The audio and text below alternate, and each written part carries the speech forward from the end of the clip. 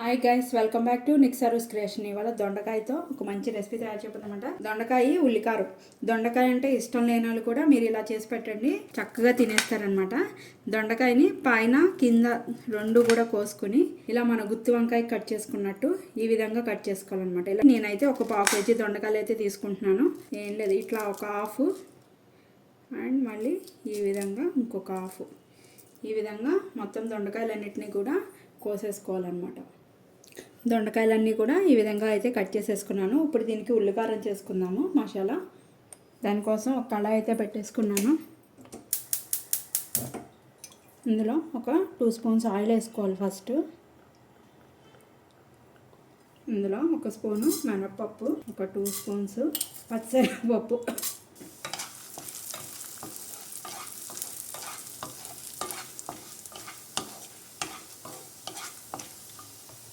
ఒక స్పూను జీలకర్ర, ఒక 6 వెల్లుల్లిపాయలు. నేను ఎప్పుడు వలవకుండానే వేస్తాను కదా, ఆ విధంగానే వేస్తాను.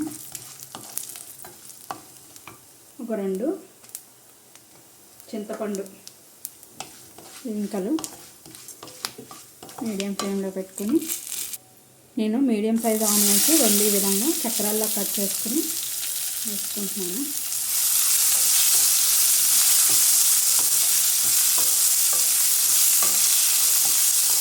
ఇట్లన్నిటినీ కూడా కొంచెం ఉల్లిపాయ కొంచెం మెత్తపడే వరకు పచ్చివాసన పోయేలాగా వీటిని మగ్గనివ్వాలి. ఇందులోనే ఒక స్పూను నువ్వులు కూడా యాడ్ చేసుకోవాలన్నమాట ఈ ఉల్లికారంలో.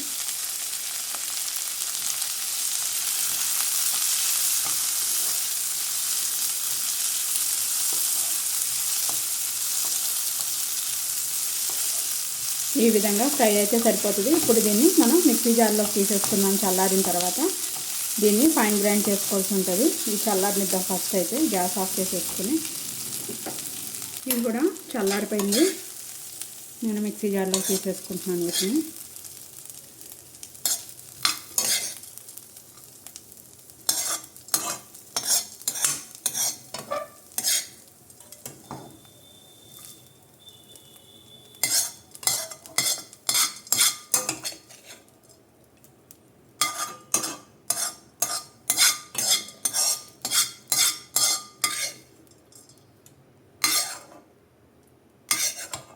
ఇప్పుడు సేమ్ కళాయిలో మళ్ళీ గ్యాస్ వెలిగించుకొని ఒక 3 స్పూన్స్ ఆయిల్ అయితే వేసుకోవాలి.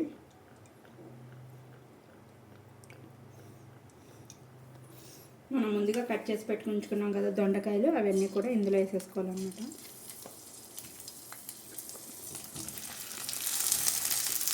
ఇప్పుడు ఇందులో 1 స్పూను ఉప్పు, ఒక 1/2 స్పూన్ పసుపు వేసుకుని నీట్గా కలిపేసుకోవాలి. వీటిని బాగా మెత్తగా మగ్గే వరకు కూడా మీడియం ఫ్లేమ్లో పెట్టుకొని మూత పెట్టేసుకున్నాము. ఇప్పుడు ఈ ఉల్లికారంలో ఒక 2 స్పూన్లు కారం వేసుకొని కొంచెం కొత్తిమీర వేసుకొని దీన్ని ఫైన్ గ్రైండ్ అయితే చేసుకోవాలన్నమాట. ఈ విధంగా అయితే గ్రైండ్ చేసుకోవాలన్నమాట. మరి పేస్ట్ లాగా అయితే చేసుకోకూడదు, కొంచెం పచ్చిగానే దీన్ని మిక్సీ చేసుకోవాలి. నేను పక్కన పెట్టేసుకున్నాను. ఒకసారి దొండకాయని తీసుకుని బాగా మగ్గిపోతే కనుక ఆనియన్ పేస్ట్ వేసేసుకోవచ్చు. చూడండి, దొండకాయ చక్కగా మగ్గిపోయింది.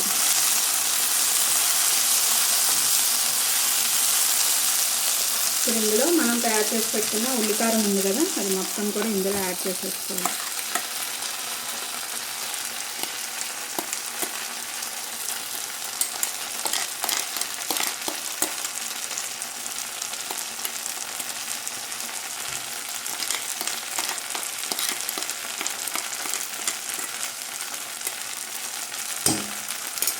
ఈ ఉల్లిపాయ అంతా కూడా ఫ్రై అయ్యే వరకు నేను మళ్ళీ ఫ్రై చేసుకోవాలన్నమాట. పచ్చివాసన పోయే వరకు, కలర్ చేంజ్ అయ్యే వరకు దీన్ని ఫ్రై చేసుకోవాలి. మనం ఎంత ఆయిల్ వేసినా కూడా ఈ ఉల్లికారం అన్నది పీల్ చేసుకుంటుంది. ఆల్రెడీ ఆనియన్ మనం వేసేసాం కాబట్టి తొందరగానే ఇది ఫ్రై అయిపోతుంది. దీన్ని మూత పెట్టి ఒక 10 మినిట్స్ మగ్గితే కనుక కర్రీ రెడీ అయిపోతుంది.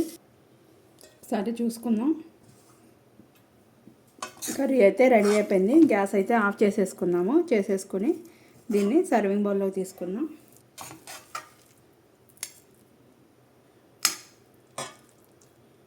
చాలామంది అంటారు దొండకాయ పిల్లలకు పెట్టకూడదని, కానీ దొండకాయ కూడా పిల్లలకి చాలా మంచిదన్నమాట. సో వేడివేడి అన్నంలో ఇలా కలుపుకొని తింటే సూపర్ ఉంటుంది అనమాట. దొండకాయ ఉల్లికారం అయితే రెడీ అయిపోయింది. మీరు కూడా తయారు చేసుకోండి. టేస్ట్ ఎలా ఉందో నాకు కామెంట్ చేయడం అయితే మర్చిపోకండి. మీరు ఫస్ట్ టైం కనుక నా ఛానల్ చూసినట్టయితే సబ్స్క్రైబ్ చేసుకోండి. ఇలాంటి మరికొత్త వంటల కోసం బెల్ బటన్ ప్రెస్ చేయడం అయితే మర్చిపోకండి. ఈ వీడియోని మీ ఫ్రెండ్స్ అండ్ ఫ్యామిలీ మెంబర్స్కి కూడా షేర్ చేయండి. Thank you guys.